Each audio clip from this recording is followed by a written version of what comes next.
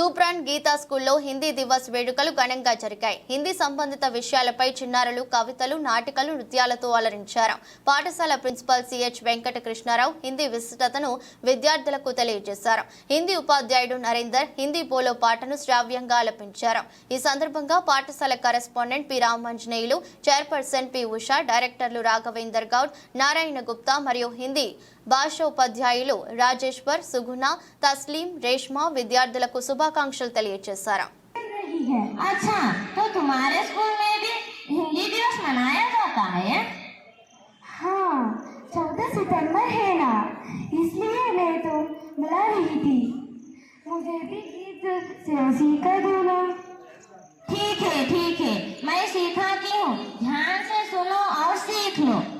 हिंदी सीखो, हिंदी बोलो, हिंदी सीखो, हिंदी बोलो, हिंदी को अपनाओ, आओ सब मिलकर गाओ, हिंदी दिवस मनाओ, हिंदी दिवस मनाओ. हाँ श्वेता, मेरी गीत कैसी है? अच्छी.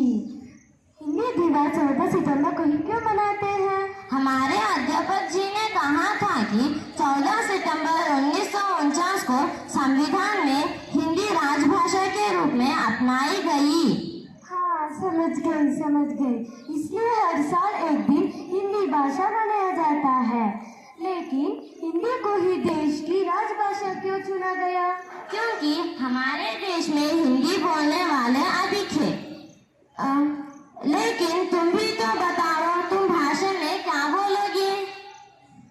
अच्छा, तो सुनो. आदरणीय प्रधान अध्यापक जी, गुरुजन एवं मेरे प्रिय सहपाठियों को हिंदी दिवस की हार्दिक शुभकामनाएं. हिंदी हमारे देश की राजभाषा है.